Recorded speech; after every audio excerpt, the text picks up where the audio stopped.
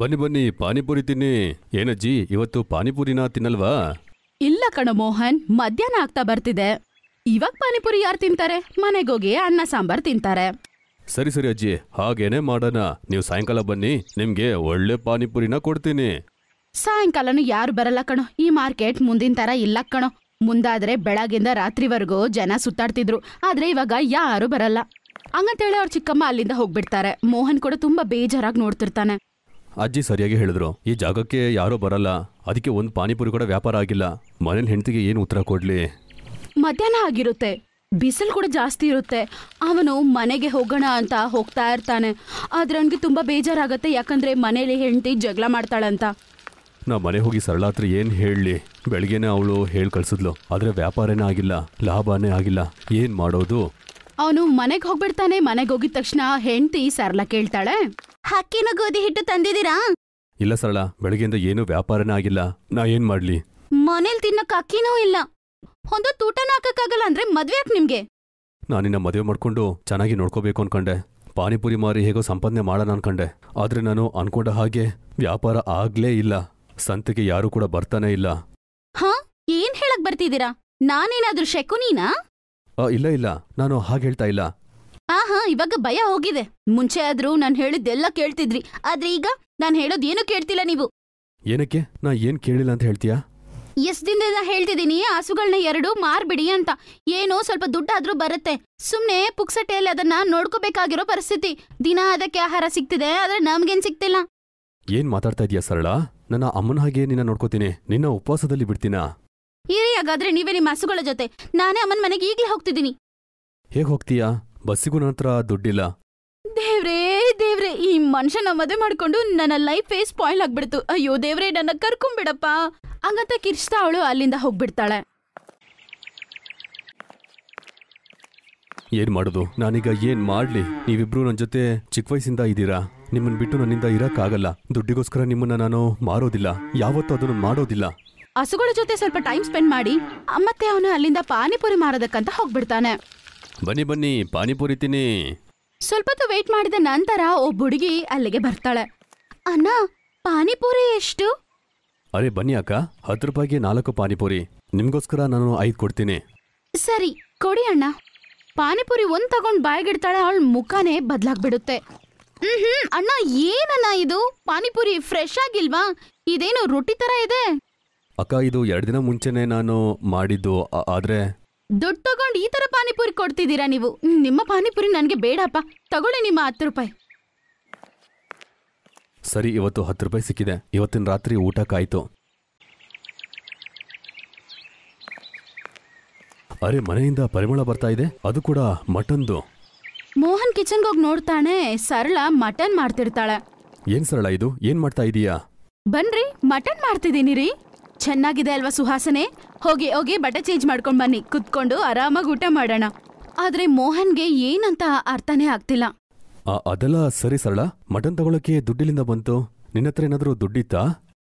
ಹಾ ಹೌದರಿ, ತುಂಬಾ ಚೆನ್ನಾಗಿ ದುಡ್ಡು ಸಿಕ್ಕಿದೆ. ಒಂದ್ 2-3 ತಿಂಗಳು ಅದ್ರಲ್ಲೇ ನಡೆದು ಹೋಗುತ್ತಾ ಬಿಡಿ.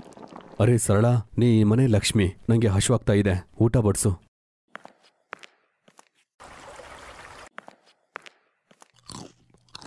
ಬೆಳಗ್ಗೆ ಎದ್ದು ಗೋಶಾಲೆಗೆ ಹೋಗ್ತಾನೆ. ಗೋಶಾಲ ತುಂಬಾನೇ ಖಾಲಿಯಾಗಿರುತ್ತೆ.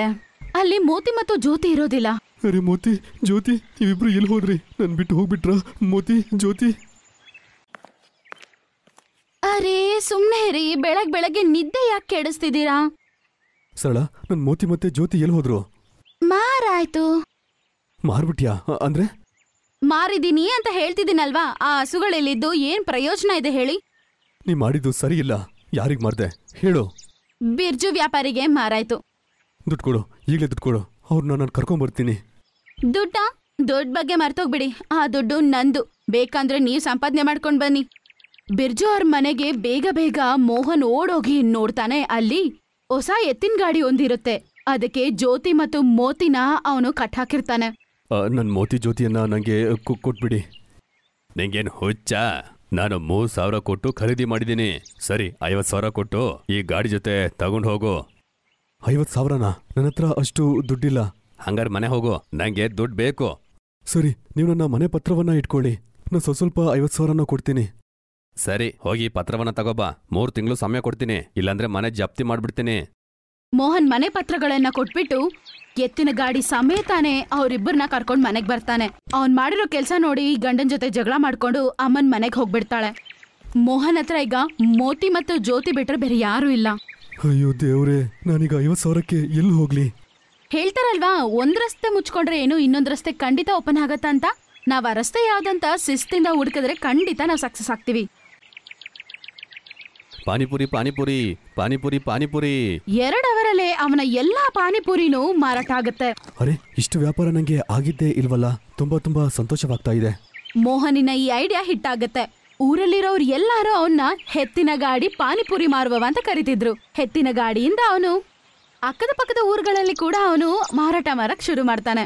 ಸ್ವಲ್ಪ ತಿಂಗಳಲ್ಲೇ ಆ ದುಡ್ಡನ್ನು ವಾಪಸ್ ಕೊಟ್ಟು ಅವನು ಅವನ ಮನೆಯನ್ನು ಕಾಪಾಡ್ಕೋತಾನೆ. ಈ ರೀತಿ ಅವನು ಧನವಂತನಾಗ್ತಾನೆ.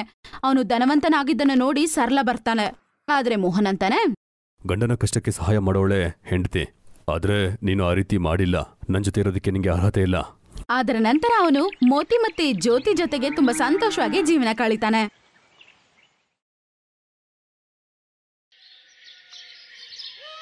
ಮೋಹನ್ ಒಂದು ಫ್ಯಾಕ್ಟರಿಯಲ್ಲಿ ಕೆಲ್ಸ ಮಾಡ್ತಿದ್ದ. ಅವ್ರಪ್ಪ ತೀರ್ಕೊಂಡ್ಬಿಟ್ಟಿದ್ರು. ಅಕ್ಕನ್ಗೆ ಮದ್ವೆ ಬೇರೆ ಮಾಡಿರ್ತಾನೆ. ಅಮ್ಮ ತಗೋ ಇವತ್ತಿನ ಸಂಬಳ. ಮೋಹನ್ ಮಗ, ಎಷ್ಟು ಕಷ್ಟಪಡ್ತೀಯ ಕಣೋ. ಸಮಯಕ್ಕೆ ಊಟ ಮಾಡು ಅಂತ ಹೇಳ್ತೀನಿ, ಅದು ನಿನ್ ಕೈಲಾಗಲ್ಲ. ಯಾಕೋ ಇವತ್ತು ಊಟ ಮಾಡಕ್ ಕೂಡ ಬಂದಿಲ್ಲ? ಹಾ ಅಮ್ಮ, ಇವತ್ತು ತುಂಬಾ ಕೆಲ್ಸ ಇತ್ತು. ಬರೋವಾಗ ಬೇರೆ ಸ್ಟಾಕ್ ಬಂತು. ಓನರ್ ಕೂಡ ಎಲ್ಲ ಕೆಲ್ಸ ನಮ್ಮೇಲೆ ಹಾಕಿ ಫ್ಯಾಕ್ಟ್ರಿಯಿಂದ ಹೋಗಿದ್ರು. ನಮಸ್ತೆ ಗಾಯತ್ರಿ ಅಕ್ಕ, ಯಾಗಿದ್ದೀರಾ? ಬಾಬಾ ಸುಶಿಯಾ, ಕುತ್ಕೋ. ಅಕ್ಕ, ಲಡ್ಡು ತಗೊಳ್ಳಿ ಅಕ್ಕ. ನನ್ ಮಗನಿಗೆ ಮದ್ವೆ ಫಿಕ್ಸ್ ಮಾಡ್ಕೊಂಬಂದಿದೀವಿ. ತುಂಬಾ ಸುಂದರವಾಗಿರುವ ಸ್ಲಿಮ್ ಅಂಡ್ ಸ್ಮಾರ್ಟ್ ಆಗಿರುವ ಸೊಸೆನ ಹುಡ್ಕೊಂಬಂದಿದೀವಿ. ಸರಿ, ಹೋಗ್ಬರ್ತೀನಿ. ಇನ್ನ ಬೇರೆ ಮನೆಗಳಲ್ಲೆಲ್ಲ ಮಿಠಾಯಿ ಕೊಡ್ಬೇಕು. ಮೋಹನ್, ಸುಶೀಲಾನ ಮಗನಿದನಲ್ವಾ, ಅವನು ನಿನಗಿಂತ 4 ದಿನ ಚಿಕ್ಕವನು ಕಣೋ. ನೋಡು, ಅವನ್ಗೆ ಮದ್ವೆ ಆಗ್ತಿದೆ. ನೀನ್ ಯಾಕೋ ಮದ್ವೆ ಮಾಡ್ಕೊಳಲ್ಲ ಅಂತಿದ್ಯಾ? ಅಮ್ಮ, ಇದ್ರ ಬಗ್ಗೆ ಈಗ ಆಲೋಚನೆ ಮಾಡೋಕೆ ಟೈಮ್ ಇಲ್ಲ. ಯಾಕಂದ್ರೆ ಓನರ್ ಯಾವಾಗ ನಮ್ಮನ್ನ ತೆಗಿತಾನೋ ಏನೋ ಗೊತ್ತಿಲ್ಲ. ಮತ್ತೆ ಏನ್ ಮಾಡೋದು? ಅಕ್ಕನ್ ಮದ್ವೆ ಆಗೋಗ್ಲೇ ನಮ್ ಬನ್ಯಾನ್ ಅರ್ಧೋಗಿದೆ. ಅದ್ರ ಸಾಲನೇ ಇದೆ. ಈಗ ಮೊದ್ಲ ಸಾಲ ಕ್ಲಿಯರ್ ಮಾಡ್ತೀನಿ, ಮತ್ತೆ ಆ ಮದ್ವೆ ಆಲೋಚನೆ ನೋಡ್ತೀನಿ.